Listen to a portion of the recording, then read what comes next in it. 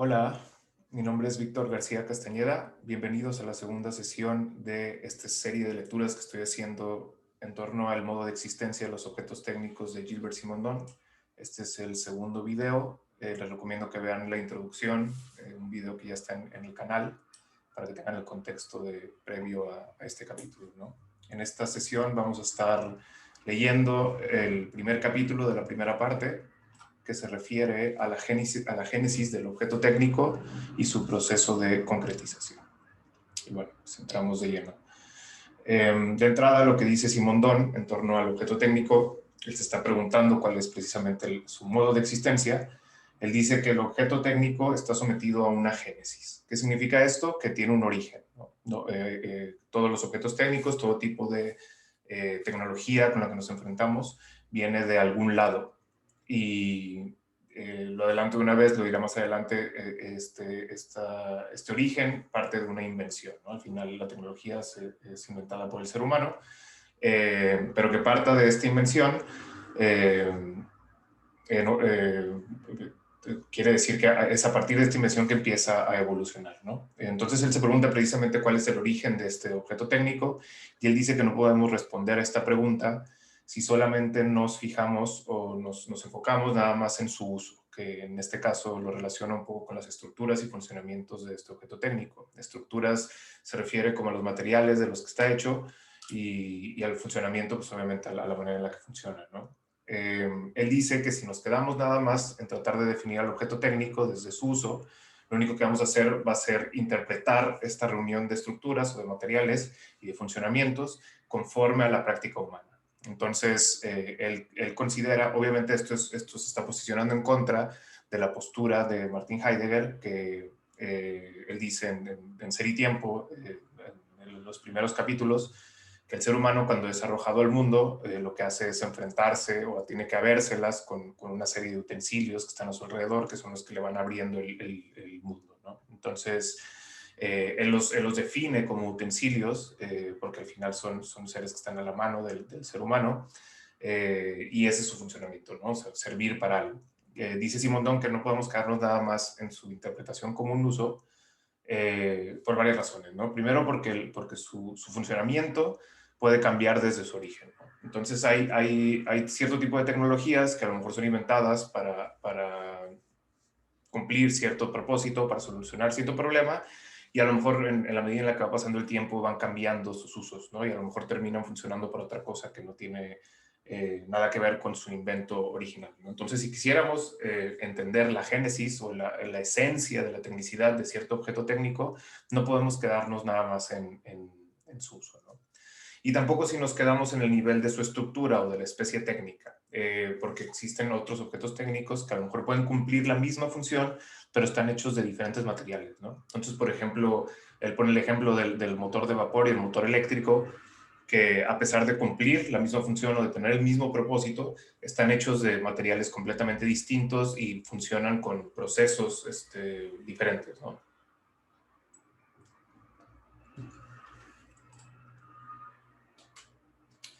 Entonces dice Simondon que lo que tenemos que hacer es en realidad es fijarnos en la génesis del objeto técnico. ¿Por qué en la génesis? Porque él dice que desde esta génesis ya convergen las estructuras y las funciones, ya están potencialmente como una semilla en la invención de este objeto técnico, ¿no? Él dice que la unidad del objeto técnico, su individualidad, su especificidad, son caracteres de consistencia y de convergencia de su génesis.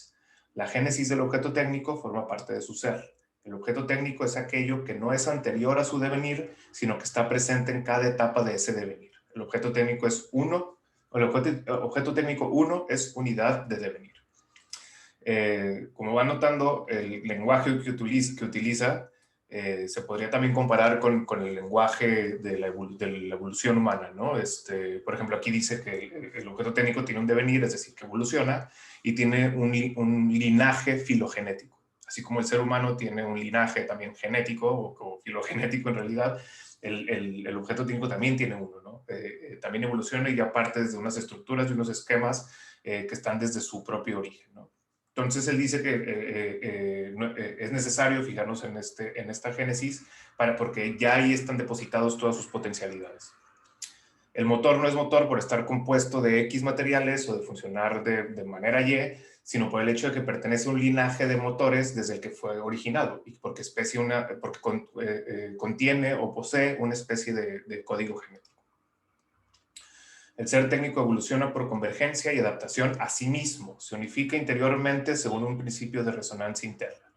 Es decir, que las causas de su evolución no son necesariamente externas. Esto no quiere decir que niegue las causas externas, ¿no? Pero él dice que si nos queremos fijar exclusivamente en su tecnicidad, todo lo que está alrededor, todo lo que está en su medio, como las influencias económicas o como pues, circunstancias sociales o políticas, están en un segundo plano, porque en este plano nos estamos fijando nada más en la esencia particular o específica de su tecnicidad. Y para verlo desde su tecnicidad tenemos que fijarnos en sus propias estructuras internas. Recordemos que aquí estamos en una filosofía más donde el ser, de alguna manera, ya después así lo vería, por ejemplo, Deleuze, se desdobla, ¿no? Tiene que ver con una manera de evolucionar desde sí mismo. Y de hecho creo que vale la pena hacer un paréntesis antes de seguir con este capítulo para mencionar lo que dice Simondon en torno a la individuación. Él tiene otro libro, que fue su otra tesis, que tiene que ver, que se llama La individuación a la luz de las nociones de forma e información, donde así como utiliza este mismo método bajo el que está analizando los objetos técnicos, es el método con el que analiza el ser en general. Dice que no se puede entender la individuación si nada más nos fijamos en el individuo, sino hay que entender el individuo desde su proceso de individuación. Es lo mismo que está haciendo aquí con el objeto técnico. No hay que entender el objeto técnico desde su última versión, por así decirlo, sino hay que irnos a su primera versión o a su origen, a su propio nacimiento, para poder entender todo el proceso de evolución que hay en el objeto técnico. A este proceso Simondon le llama ontogénesis. Y este modelo ontológico se contrapone a modelos del pasado como el ilemorfismo y el substancialismo, que por ejemplo se utilizaban en la época de Aristóteles, ¿no? Que Aristóteles propone. Cuando estamos hablando de individuación, estamos hablando básicamente del principio de individuación, del hecho de que una cosa A sea A. Como lo explicaba en la metafísica clásica, que encontramos desde Aristóteles y también que se desarrolló a partir de la escolástica del medievo, Simondon se desmarca de estos dos esquemas contrapuestos, de la sustancialista, porque considera al ser humano, al ser como consistente en su unidad, dado a sí mismo, fundado sobre sí mismo, inengendrado, resistente a lo que no es él mismo, y así como se contrapone también a la vía ilemórfica, que considera al individuo como engendrado por el encuentro de una forma y una materia, donde el monismo centrado sobre sí mismo del pensamiento sustancialista se opone a la bipolaridad del esquema ilemórfico. Entonces, en Simondon no funciona así. En Simondon lo que sucede es que, digamos que hay una masa preindividual, hay una zona oscura que le llama, que recubre, antes de que las cosas sean lo que son, hay una realidad preindividual donde ya están depositados formas, materias, energías, que en un momento pueden conjugarse a través de un proceso de transducción, que es un concepto que él utiliza, para generar algo, ¿no? Podemos pensarlo, por ejemplo, una molécula del agua. Una molécula de agua está conformada por hidrógeno y oxígeno, y lo que sucede es que tienes estas materias que están unidas por una energía y que tienen cierto tipo de figura, y eso hace que se puedan juntar con otro tipo de moléculas, ¿no? Entonces tenemos, por así decirlo, este estado entrópico de mucho tipo de formas, energías y materias que a través de una energía logran unirse y mantener un cierto tipo de consistencia que él va a llamar su resonancia interna. Así como funciona con el ser, funciona también con los objetos técnicos, ¿no? Él dice que Simondon trata de demostrar cómo materia y forma no están separadas de un inicio, por ejemplo, en la elaboración de un ladrillo, que es el ejemplo que da, ¿no? En el ejemplo clásico, en la metafísica clásica, lo que pasaría es que un ladrillo pues, está hecho de cierta materia y se adjunta a una figura y ya resulta el ladrillo, ¿no? En el modelo de Simondon lo que sucede es que el molde ya contiene materia y la materia ya contiene la potencialidad de ser maleable hasta cierto punto. Tú no puedes meter arcilla en un tanque de gas, por ejemplo, ¿no? Porque es diferente la manera en la que la materia te permite convivir en ese medio, ¿no? Entonces, su molde ya está preparado de tal manera en la que ya te define un poco la figura que va a tener, ¿no? Y no nada más se trata de materia y forma, sino de un tipo de energía que las junta, ¿no? Y a través de un proceso de transducción, que es lo que hace que ese ladrillo resulte como tal en cierto momento, ¿no? Y aparte siempre está sujeto a una evolución también. Entonces esa estabilidad es relativa porque en otro momento puede suceder otra cosa que va disparando diferentes tipos de transducciones y va evolucionando el ser, ¿no? Lo mismo sucede también con los objetos técnicos. Este paréntesis sirve un poco precisamente para entender cómo está utilizando este mismo método Simondon con el que analiza el ser, pero lo está llevando ahora al área de los objetos técnicos, ¿no? Entonces, bueno, regresando al libro de El modo de existencia, se pregunta Simondon, ¿cómo es posible definir esta evolución? Y no nada más se trata de registrar cada uno, por ejemplo, el motor, todos los modelos de motor que han existido en el pasado, ¿no? Y dice que tampoco se trata de ver este aparente perfeccionamiento, porque este puede ser relativo, ¿no? Uno pensaría que a lo mejor el motor ha ido evolucionando desde que fue inventado y el último motor que tenemos es el más perfecto, porque como si fuera una historia positiva de perfeccionamientos y ya, ¿no? O sea, entonces siempre vamos a ir evolucionando de una manera positiva y nos va a llevar hacia en algún momento al motor más perfecto que se haya inventado, ¿no? Y no sucede así, no es tan mecánico, no es tan positiva la evolución de un objeto técnico. Por ejemplo, él da el ejemplo que en realidad de lo que se trata es de un proceso que va de la abstracción a la concreción. Y ya vamos a ver ahorita a qué se refiere con esto. Él dice, por ejemplo, que el motor de 1910 que se usaba en ese tiempo, a lo mejor puede ser un motor más resistente o autónomo en sus partes que uno de su época. Él estaba escribiendo esto en los 50, de 1956, el cual a lo mejor puede contener más piezas que actúan unas sobre otras, es decir, que tienen intercambios recíprocos de energía y que forman una multitud de causalidades recíprocas. Como ya veremos, la diferencia entre un objeto técnico abstracto y uno concreto tiene que ver con que el objeto técnico abstracto, sus piezas están separadas y son como si fueran, cada una funciona de una manera diferente y al final la suma de sus partes terminan en su funcionamiento, ¿no? Y en un motor moderno o en un objeto técnico moderno, lo que pasa es que todas sus piezas o todas sus partes son sinérgicas. Entonces, se acoplan de tal manera en la que cada una de las piezas está actuando sobre las demás. Por ejemplo, esto lo dice más adelante. Se podría decir que el motor actual es un motor concreto, es decir, el motor de los 50, cuando estaba escribiendo eso, mientras que el motor antiguo es un motor abstracto. En el motor antiguo, cada elemento interviene en un determinado momento en el ciclo y por lo tanto se supone que no actúa sobre los otros elementos. Las piezas del motor son como personas que trabajarían cada uno por un turno, pero no se conocerían unas a otras. Y en cambio, en un motor concreto sí actúan unas sobre otras y su relación es más sinérgica. Simondon dice que en la forma abstracta de un objeto técnico, cada unidad teórica y material está tratada como un absoluto, consumada en una perfección intrínseca que necesita para su funcionamiento estar constituida en un sistema celular, donde cada pieza es relativamente autónoma.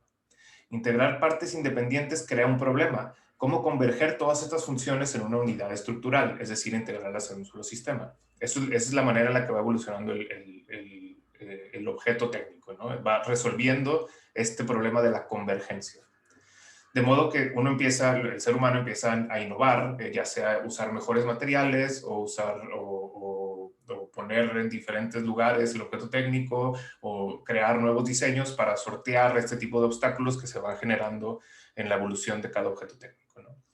Y en este proceso a lo mejor se puede dar una divergencia en sus direcciones funcionales, que era lo que decía, que a lo mejor algo que se inventó en algún momento durante el proceso de evolución fue cambiando de su funcionalidad y al final termina funcionando para otra cosa que no estaba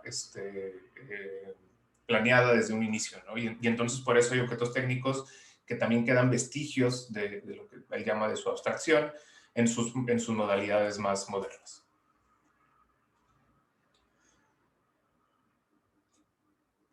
Entonces, esto es lo que dice Simondon que define el progreso del objeto técnico, ¿no? El progreso del objeto técnico se define por la reducción progresiva del margen de abstracción que persiste en las funciones de sus estructuras mediante la convergencia de sus partes.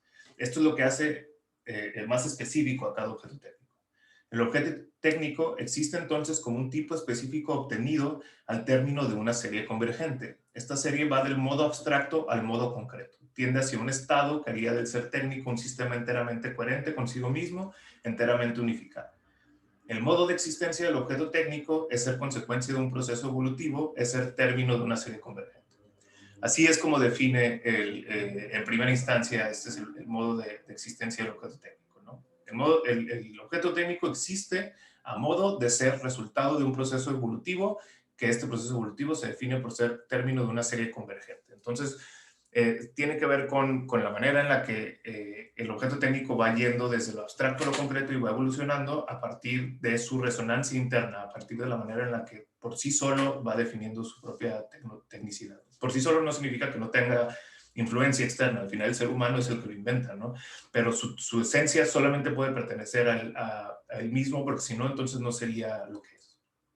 Recuerden que estamos también en un plano de la individuación. Dice Simondon, esta divergencia de las direcciones funcionales permanece como un residuo de abstracción en el objeto técnico y la reducción progresiva de este margen entre las funciones de las estructuras plurivalentes define el progreso de un objeto técnico. Esta convergencia especifica al objeto técnico porque no hay, en una época determinada, una infinita pluralidad de sistemas funcionales posibles. Las especies técnicas son en número mucho más restringidas que los usos, a los cuales se destinan los objetos técnicos. Las necesidades humanas se diversifican al infinito, pero las direcciones de convergencia de las especies técnicas son de número finito. Entonces, el ser humano siempre va a tener más problemas de los que va a tener herramientas para solucionarlos. Entonces, obviamente los objetos técnicos se inventan para solucionar esos problemas, pero se tienen que resolver muchos problemas en su evolución para poder ser objetos funcionales.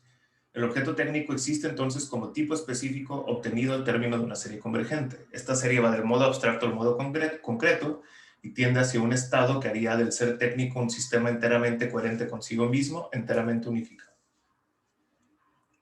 Así es como termina el primer subcapítulo de este primer capítulo. Y luego en el segundo subcapítulo, él se pregunta sobre las condiciones de la evolución técnica de cada objeto técnico. Se pregunta, ¿cuáles son las razones de esta convergencia que se manifiesta en la evolución de las estructuras técnicas? La evolución del objeto técnico obedece a causas externas e internas, pero siempre prevalecen las internas. Lo mismo que ya hemos dicho con antelación.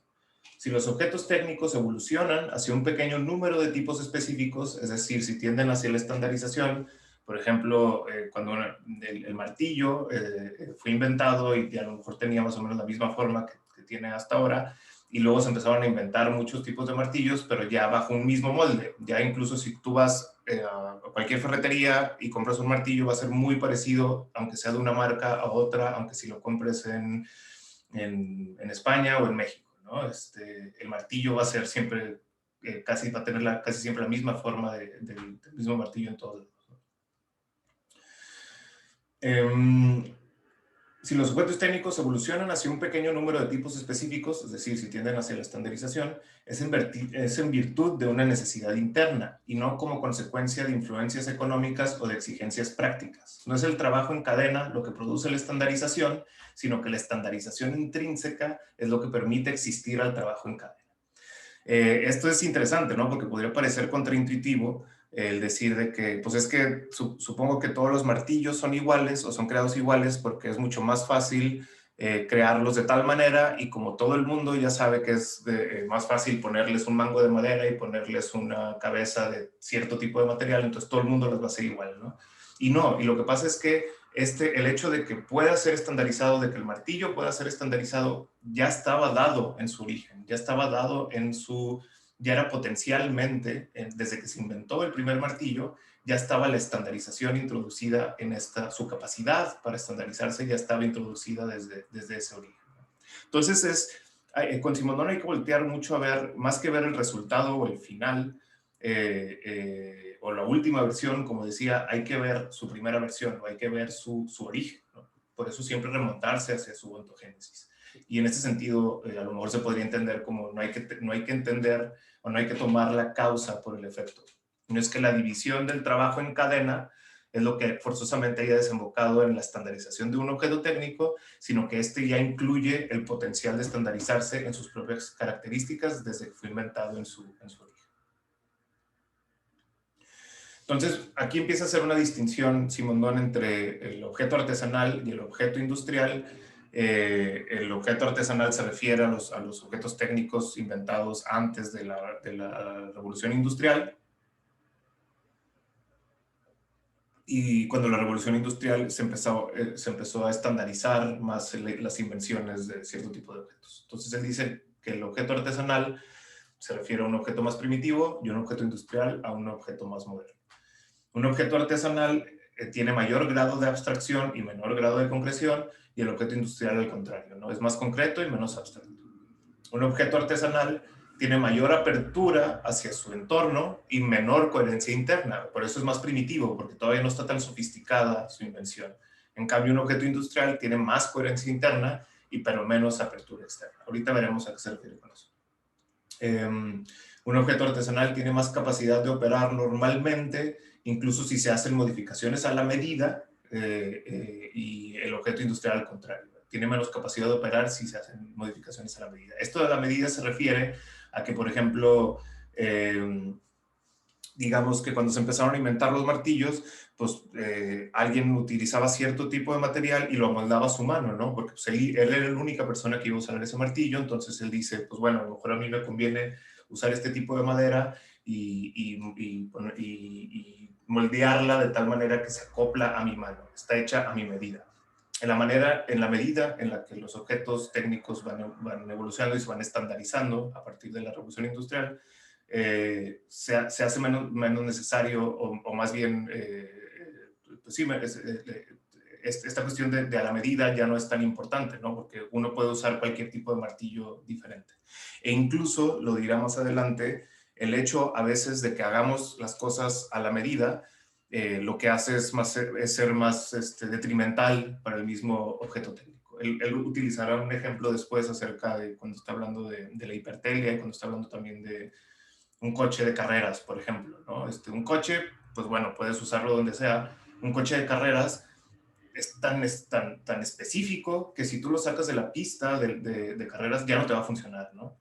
O también si tú pides que te hagan un coche a la medida, pues lo que te van a hacer es que te van a cambiar el color, lo van a hacer descapotable, lo van a hacer, no sé, y sus cambios van a ser inesenciales o van a ser estéticos nada más, ¿no? Pero el funcionamiento ya va a seguir siendo el mismo. También dice Simondon que el objeto artesanal es un objeto analítico porque tiene partes, sus partes están separadas, y un objeto industrial es un objeto más sintético porque, como decía, responde más a una sinergia o a un sistema unitario.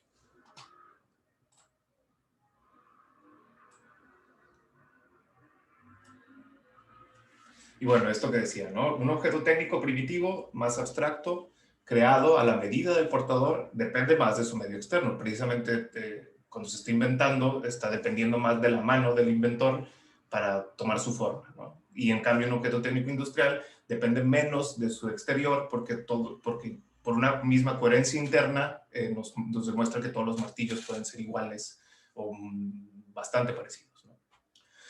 Dice Simondon, en el enfrentamiento entre la coherencia del trabajo técnico y la coherencia del sistema de necesidades de la utilización, la mejor parte se la lleva la coherencia de la utilización, porque el objeto técnico a medida es, de hecho, un objeto sin medida intrínseca. Sus normas provienen del exterior.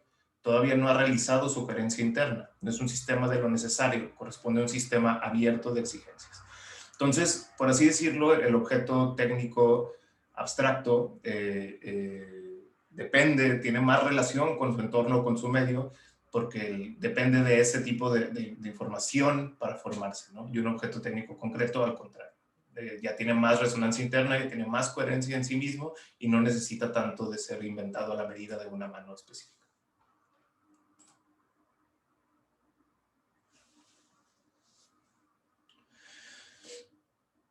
Y en este sentido, en un objeto técnico abstracto, el objeto se adapta a las necesidades, y en un objeto técnico concreto, en este caso serían las necesidades externas, son las que se adaptan al objeto. Si un objeto moderno trata de hacerse a la medida, lo único que va a cambiar van a ser elementos estéticos inesenciales, que era lo que decía. Citando Simondon, dice, por el contrario, en el nivel industrial, el objeto ha adquirido su coherencia y el sistema de necesidades es menos coherente que el sistema del objeto. Las necesidades se moldean sobre el objeto técnico industrial, que adquiere de este modo el poder de modelar una civilización. La utilización se convierte en un conjunto tallado sobre las medidas del objeto técnico. Cuando una fantasía individual reclama un automóvil a la medida, el constructor no puede hacer nada mejor que tomar un motor en serie, un chasis en serie, y modificar exteriormente algunos caracteres, agregando detalles decorativos o accesorios conectados exteriormente al automóvil como objeto técnico esencial. Son los aspectos inesenciales los que se pueden hacer a medida porque son contingentes. Entonces eso es lo que decía, ¿no? Si tú vas y le pides a una persona que te haga un coche a tu medida, lo que va a hacer es que va a sacar un chasis, va a sacar un motor que ya están hechos en serie y simplemente les va a cambiar el color o les va a pulir de tal manera o les va a dar una forma, pero no va a cambiar su funcionamiento, simplemente va a cambiar sus estructuras inesenciales o nada más una cuestión estética, ¿no? Entonces, en este sentido, dice Simondon que a pesar de que las causas externas juegan un papel importante en la evolución de los objetos técnicos, son las causas técnicas internas las que predominan para entender su esencia.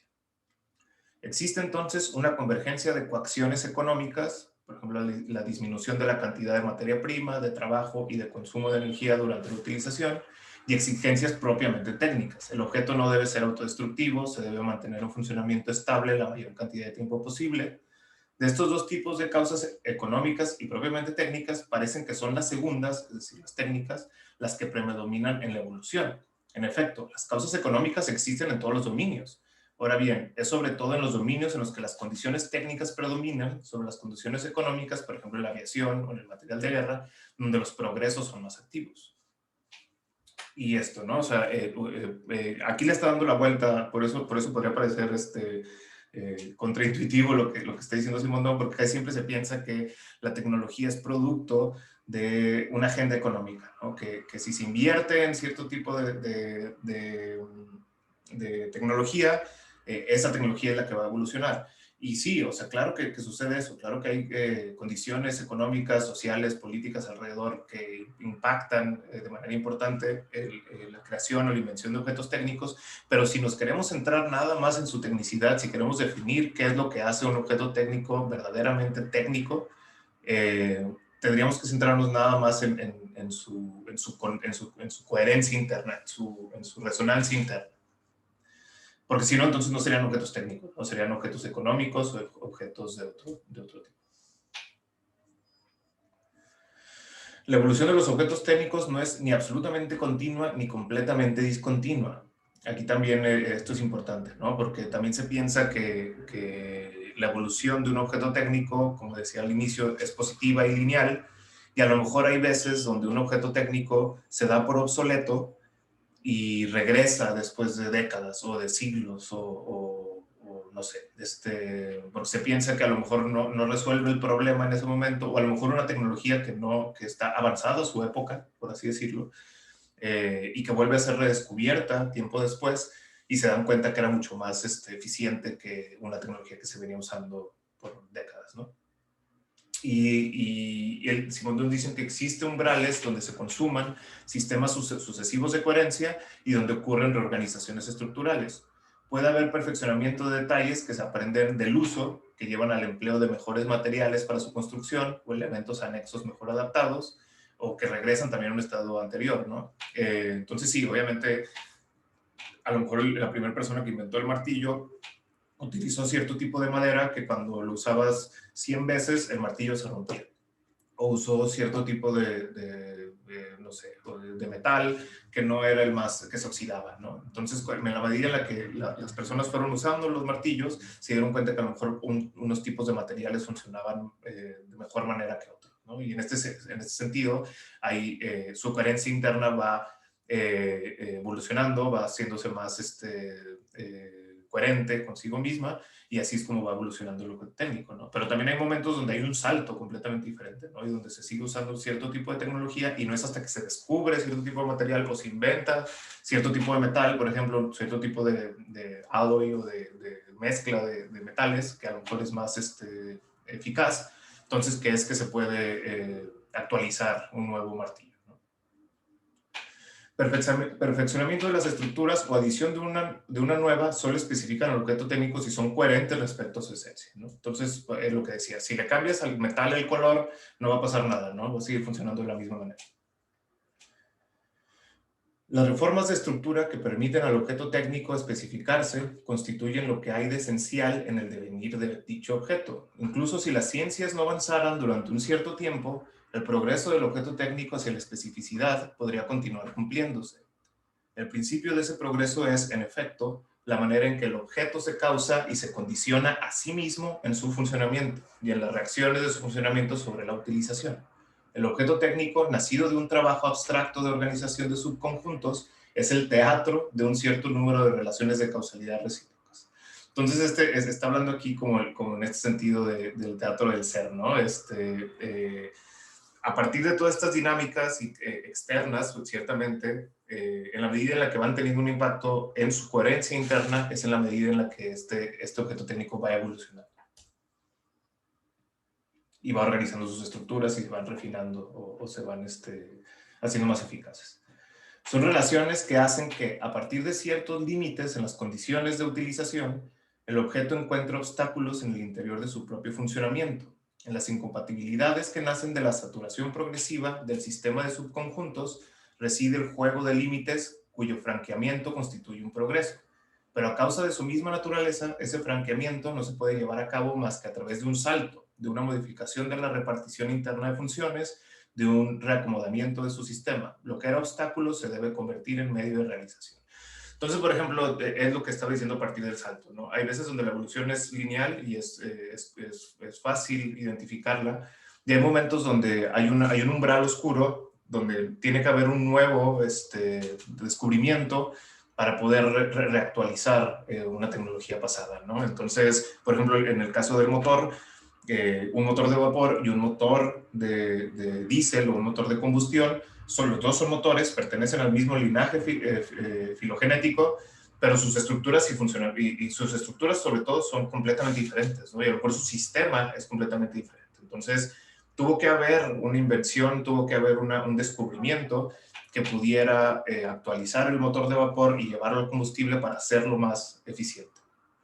Eso que está pasando, que estás descubriendo, estás sorteando incompatibilidades o problemas que había en el motor original a partir del nuevo descubrimiento. Y esto es lo que hace que haya un progreso en su evolución. Pero esto no significa que entre más concreto sea el objeto técnico, entre más moderno, esto significa que necesariamente vaya a ampliar sus posibilidades. No solo porque se le añada una nueva estructura al objeto técnico, se avanza en grado de concreción, incluso a veces se retrocede. O sea, hay veces en las que hay tecnologías que se tratan de utilizar para muchas cosas y se le van añadiendo más cosas y al final termina siendo contraproducente, ¿no? No es contradictorio que la evolución del objeto técnico obedezca a un proceso de diferenciación, de que se vaya diferenciando en sus estructuras, y al mismo tiempo un proceso de concretización, es decir, que estas estructuras tengan mejor sinergia al mismo tiempo, ¿no? No quiere decir que porque haya diferenciación sea un objeto más abstracto necesariamente, aunque sí puede pasar, porque sus partes se van haciendo más autónomas, pero lo que define la concreción, como ya hemos visto, es su sinergia. El chiste es que todos los elementos de un solo objeto técnico funcionen de una misma manera, ¿no? En un mismo momento. Ambos procesos están ligados. La diferenciación es posible porque permite integrar al funcionamiento de conjunto de manera consciente y calculada en vistas a un resultado necesario, a los efectos correlativos del funcionamiento global y que estaban tanto bien como mal corregidos por paliativos separados del cumplimiento de la función principal. Y bueno, por ejemplo, aquí dice Simondon, la especialización de cada estructura es una especialización de unidad funcional sintética positiva, liberada de los efectos secundarios no buscados que amortizan ese funcionamiento. El objeto técnico progresa por redistribución interior de las funciones en unidades compatibles, reemplazando al azar o al antagonismo de la repartición primitiva. La especialización no se hace función por función, sino sinergia por sinergia. Es el grupo sinérgico de funciones y no la función única lo que constituye el verdadero subconjunto en el objeto técnico. Entonces, igual, ¿no?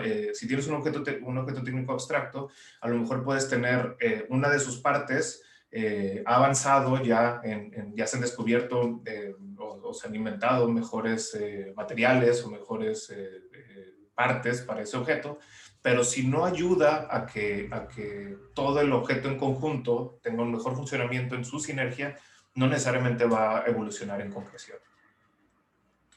El objeto técnico concreto es aquel en el que ya no está en lucha consigo mismo, aquel en el cual ningún efecto secundario perturba el funcionamiento del conjunto o es dejado fuera de ese funcionamiento.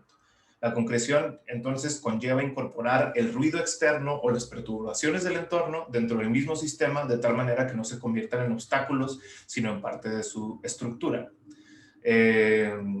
Bueno, Simondon regresa mucho a los ejemplos, habla mucho de los triodos y de los catodos y los pentodos, porque él dio clases, cuando daba clases en un bachillerato, me parece, en Tours, en Francia,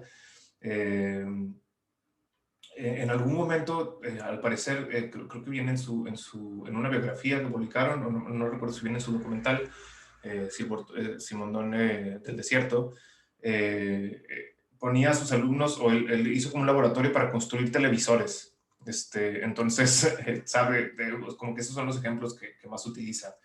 Y utilizo un ejemplo, a mí no me queda muy claro porque no soy ingeniero, pero por ejemplo de cómo hay un invento en el que se utiliza la temperatura de cierto tipo de máquina también como alimentación de la energía de cierto tipo para cumplir cierto tipo de función, ¿no? Entonces, algo que podría, el punto es este, ¿no? Algo que podría considerarse como un obstáculo para el objeto técnico, si se inventa de tal manera en la que esa energía puede ser absorbida, por así decirlo, y también utilizada dentro del mismo proceso, hay una evolución, ¿no? Hay un mayor grado de concreción porque hay una manera en la que a partir de su medio puede generar más energía o puede ser más eficiente en su funcionamiento.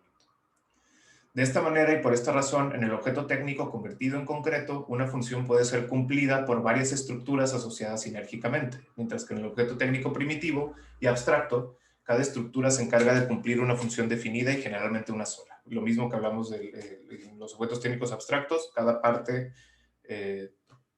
funciona autónomamente y en un objeto concreto funcionan todas en un solo momento.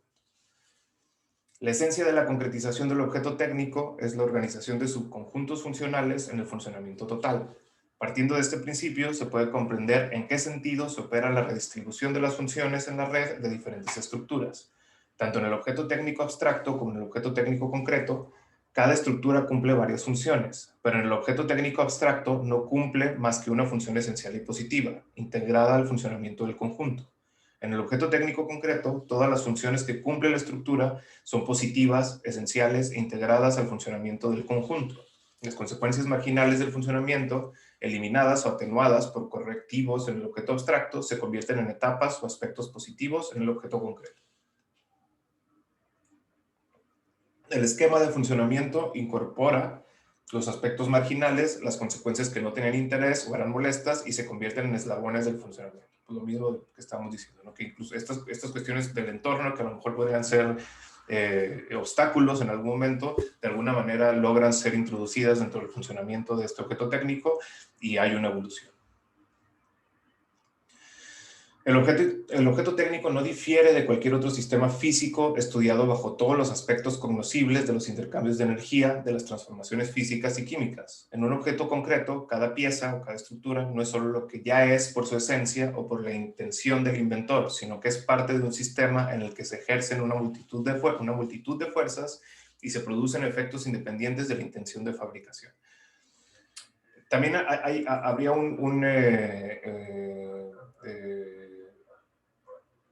¿cómo se dirá? Podríamos entender esto de los objetos técnicos como si fueran sistemas físico-químicos. El objeto técnico concreto es un sistema físico-químico en el cual las acciones mutuas se ejercen sobre todas las leyes de las ciencias. La finalidad de la intención técnica no puede alcanzar su perfección en la construcción del objeto más que si se identifica con el conocimiento científico universal. La diferencia entre el objeto técnico y el sistema físico-químico estudiado como objeto reside solamente en la imperfección de las ciencias. Aquí se está refiriendo a que esta cuestión de que una parte corresponda a la física, otra parte corresponda nada más a la química, estas divisiones de disciplinas científicas, es una cuestión de la ciencia, pero no necesariamente aplica cuando estás estudiando un objeto técnico, porque hay procesos de todo tipo, químicos, físicos, hasta biológicos, que están operando en su funcionamiento. Entonces, esto que quería decir con la plantilla anterior tiene que ver con eso, que más bien hay que considerar un objeto técnico como un conjunto de formas y materias y energías que provienen de la física, que provienen de la química y que al final están individualizadas en cierto tipo de objeto relativamente estable, ¿no? La concretización de los objetos técnicos está condicionada por el estrechamiento del intervalo que separa las ciencias de las técnicas. La fase artesanal primitiva se caracteriza por una correspondencia débil entre ciencias y técnicas, mientras que la fase industrial se caracteriza por una correlación elevada. La construcción de un objeto técnico determinado se puede convertir en industrial cuando este objeto se ha convertido en concreto, lo que significa que se le conoce de manera más o menos idéntica según la invención constructiva y según la mirada científica. Aquí yo veo pues una relación entre la ciencia y el hecho de cuando ya llegamos a la etapa industrial o la etapa del objeto técnico moderno, pues la influencia que tiene la ciencia en la construcción de este tipo de objetos que llevan también a la estandarización. Y bueno, el tercer subcapítulo de este capítulo tiene que ver con el ritmo del progreso técnico, que va de un perfeccionamiento continuo y menor y un perfeccionamiento discontinuo y mayor, y que tiene que ver precisamente con lo del salto o lo de la continuidad. Lo que caracteriza el progreso en el desarrollo del objeto técnico es esencialmente el descubrimiento de las sinergias funcionales.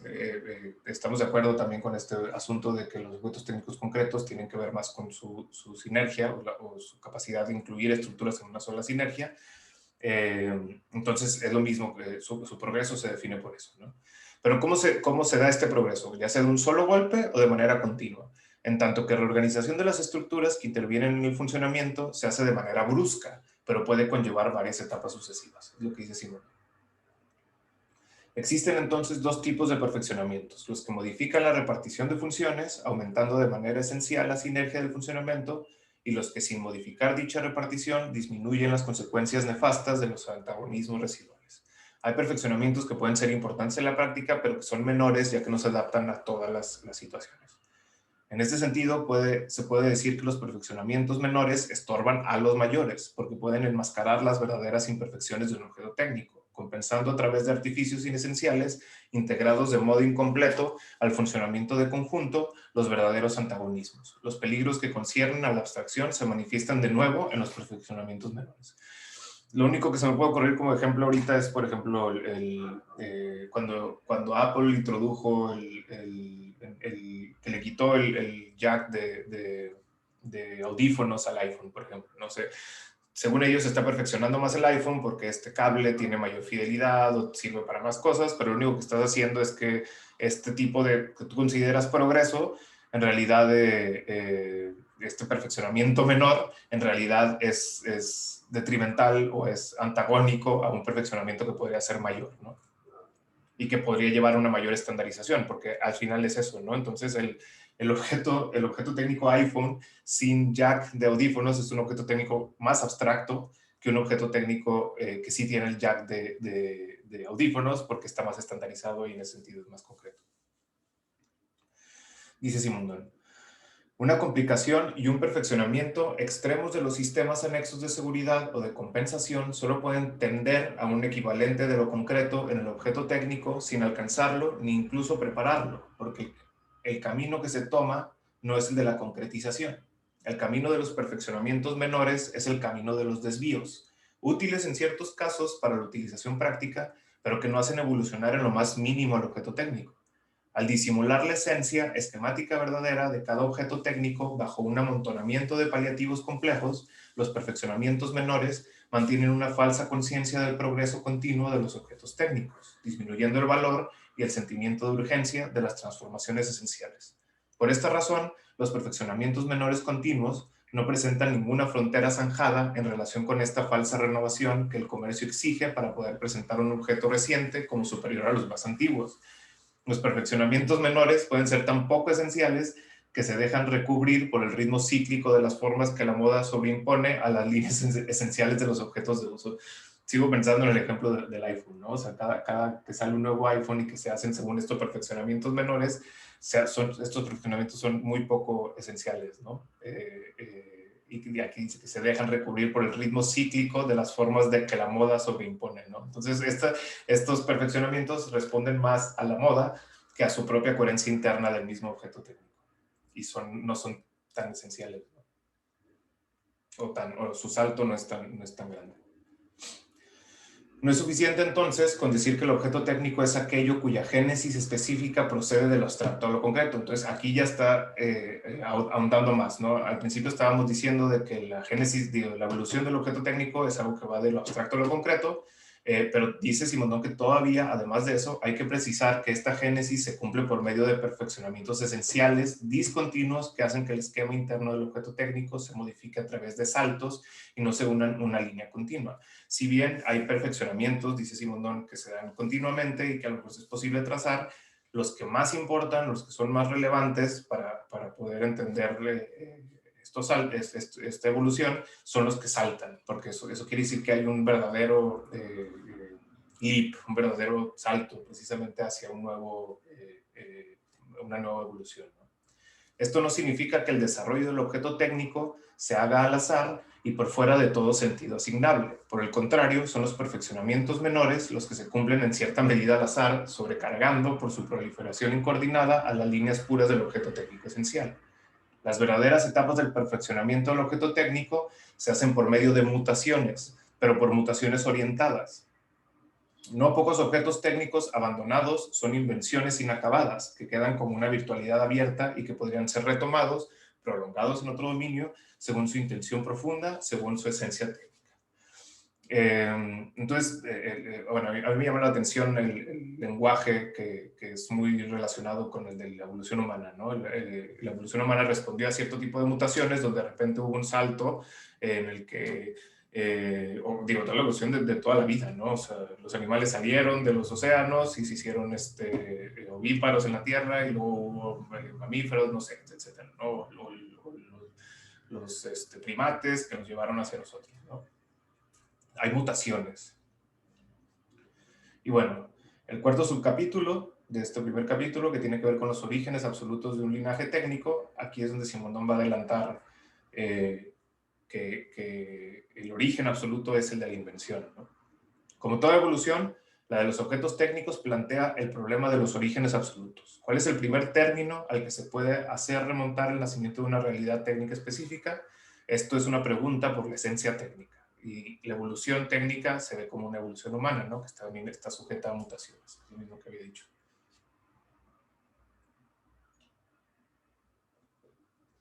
El objeto técnico no existe solamente por el resultado de su funcionamiento en los dispositivos exteriores, sino por los fenómenos de los que es sede en sí mismo. Es a través de ellos que posee una fecundidad, una no saturación que le da una posteridad. También estamos en el mismo lenguaje de evolución y de la fecundidad de un objeto técnico, que es que tanto puede permanecer en el futuro, ¿no? Se puede considerar al objeto técnico primitivo como un sistema no saturado. Los perfeccionamientos ulteriores que recibe intervienen como progresos de ese sistema hacia la saturación. Desde el exterior es posible creer que el objeto técnico se altera y cambia de estructura en lugar de perfeccionarse, pero se podría decir que el objeto técnico evoluciona engendrando una familia. El objeto primitivo es el ancestro de esta familia. Se podría nombrar a dicha evolución como una evolución técnica natural. equiparando de nuevo la evolución de los objetos técnicos con la evolución de los seres vivos, ¿no? Un objeto técnico abstracto primitivo es el motor primitivo, es el padre de los motores que le siguieron, ¿no? O la madre, ¿no? A partir de ese hay una fecundidad que Simondon relaciona con una no saturación, que es lo que le permite seguir permaneciendo en el futuro, ¿no? Esto de la saturación tiene que ver con la información, ¿no? Con una visión como la termodinámica, en el sentido en el que en la medida en la que esté más abierto, o en la medida en la que pueda permitirse seguir evolucionando, que no esté tan saturado, va a poder permanecer, ¿no? Si un objeto técnico está muy saturado, ya no va a tener espacio para seguir evolucionando, ya no va a tener espacio para incorporar nuevas informaciones que le permitan dar otro salto evolutivo, ¿no? Y a lo mejor hasta ahí puede quedar su linaje filogenético. Entonces, ¿dónde está este origen? En la invención. La invención es el acto sintético donde surge el origen de la esencia técnica, de la tecnicidad de un objeto. En el origen de cada una de estas series hay un acto definido de invención. El motor a gas proviene, en cierto sentido, de la máquina de vapor. La disposición de su cilindro, de su pistón, de su sistema de transmisión, de su distribución por tiraje y de luces es análoga a la de la máquina de vapor, pero proviene de la máquina de vapor como el diodo proviene del tubo de descarga en los gases por ionización. Fue preciso además un fenómeno nuevo, un esquema que no existía ni en la máquina de vapor ni en el tubo de descarga. En la máquina de vapor, la caldera productiva de gas bajo presión y la fuente de calor estaban en el exterior del cilindro. En el motor a gas, el mismo cilindro, en tanto cámara de explosión, se convierte en caldera y hogar. La combustión tiene lugar en el interior del cilindro, es una combustión interna. En el tubo de descarga, los electrodos eran indiferentes. La conductancia seguía siendo simétrica.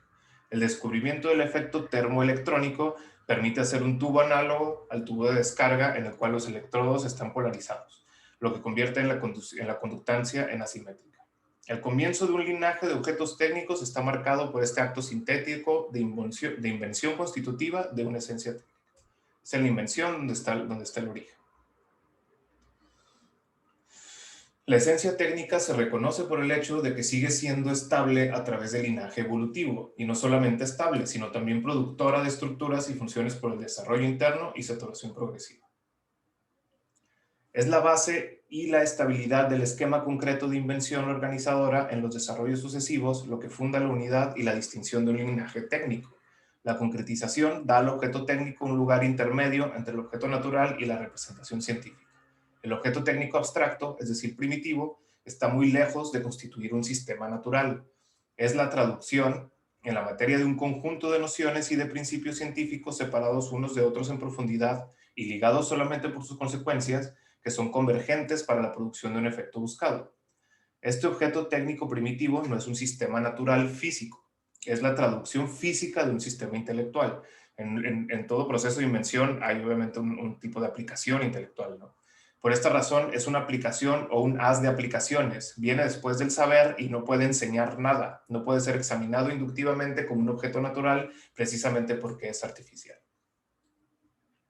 Por el contrario, el objeto técnico concreto, es decir, evolucionado, se aproxima al modo de existencia de los objetos naturales, tiende a la coherencia interna, a la cerrazón del sistema de causas y efectos que se ejercen circularmente en el interior de su recinto y, lo que es más, incorpora una parte del mundo natural que interviene como condición de funcionamiento y forma parte de este modo del sistema de causas y de efectos. Este objeto, al evolucionar, pierde su carácter de artificialidad.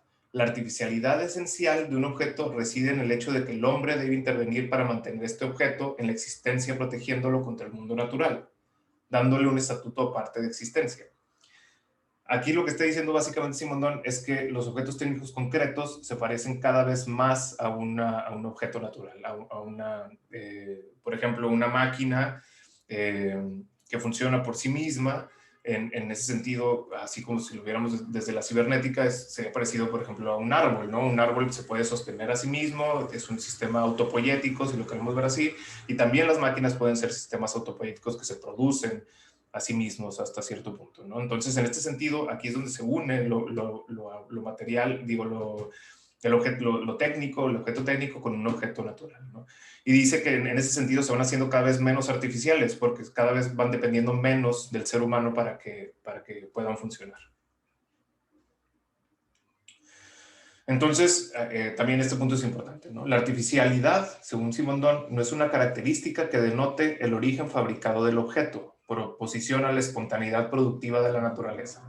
O sea, lo artificial no se opone no es el hecho de que cuando decimos que algo es artificial no es porque es inventado en contraposición a que la naturaleza se inventa a sí misma, ¿no? No, lo que dice Simondon es que la artificialidad es aquello interior a la acción artificializante del hombre, sea porque esta acción interviene sobre un objeto natural o sobre un objeto enteramente fabricado.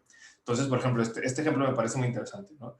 Una flor obtenida en un invernadero climatizado y que solamente da pétalos, flor doble, sin poder engendrar un fruto, es la flor de una planta artificializada. El hombre ha desviado las funciones de dicha planta de su cumplimiento coherente, aunque no pueda ya reproducirse más que por procedimientos tales como el injerto, que exige la intervención humana. Entonces, el ser humano también puede artificializar objetos naturales, ¿no? Y sucede mucho, por ejemplo, con los productos transgénicos, ¿no? ¿Qué haces? Pues el ser humano lo que hizo fue básicamente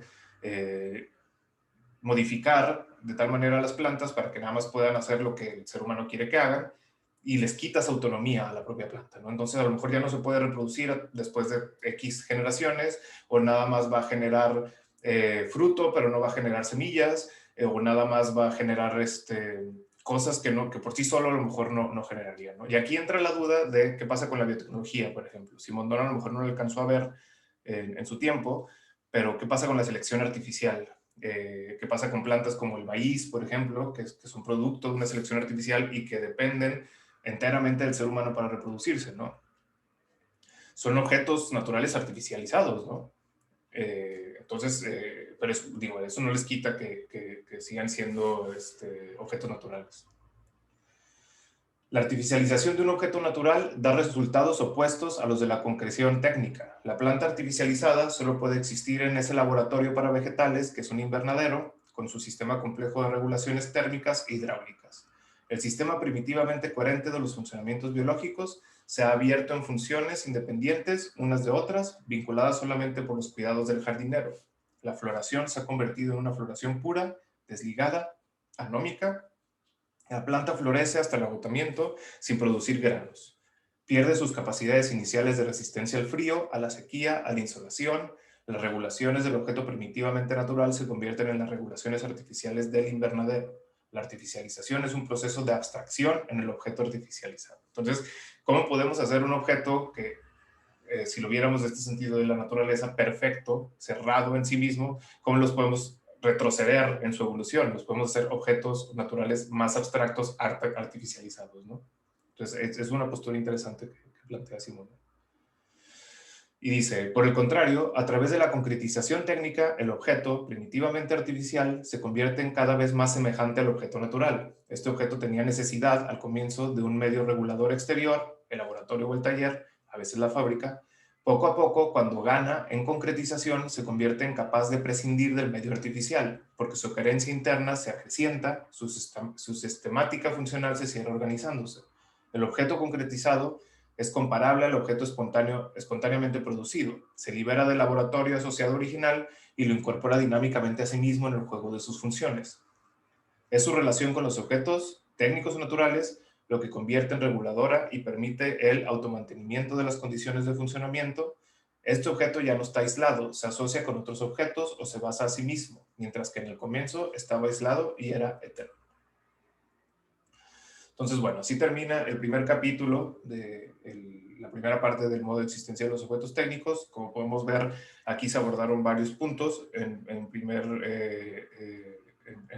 primer punto tiene que ver con cuál es el origen del objeto técnico, o más bien plantear que el objeto técnico tiene un origen. Ese origen es el de la invención, el de la creación sintética del ser humano, y cómo esta evolución parte de un proceso que va de la abstracción a la concreción. Como veíamos, un objeto técnico abstracto es uno que posee piezas o materiales que funcionan autónomamente y que no tienen mucha sinergia. lo cual hace, por ejemplo, que sean más resilientes, porque, por ejemplo, un motor de hace mucho, le puedes cambiar una pieza, te deja de funcionar una pieza y pues la cambias fácilmente, mientras que en un motor de un Tesla, si se te descompone el software, se te descompone todo el motor, incluso que el motor esté funcionando perfectamente bien, ¿no? Entonces, tiene sus ventajas y sus desventajas, ¿no? El hecho de la concreción, sí, es un sistema más complejo, más sofisticado, más concreto, pero menos resiliente. En cambio, un objeto técnico abstracto es un objeto técnico que aguanta más los embates del exterior, pero que a lo mejor no tiene tanta sinergia en su funcionamiento, ¿no? Y luego empezamos a ver cuál era el modo en el que evolucionaba el objeto técnico, y lo que dice Simondon es que puede haber perfeccionamientos continuos y discontinuos, pero los que más importan para Simondon son los discontinuos, ya que parten de saltos, y estos saltos tienen que ver ya sea con descubrimientos científicos o descubrimientos que se dan a partir del uso, a partir de muchos años o de siglos de cierto objeto técnico, y que permiten hacer un salto y reactualizar objetos técnicos que vienen del pasado, ¿no? Por eso mismo, como decía, hay objetos técnicos que a lo mejor se daban por obsoletos y luego regresan en un futuro, ¿no?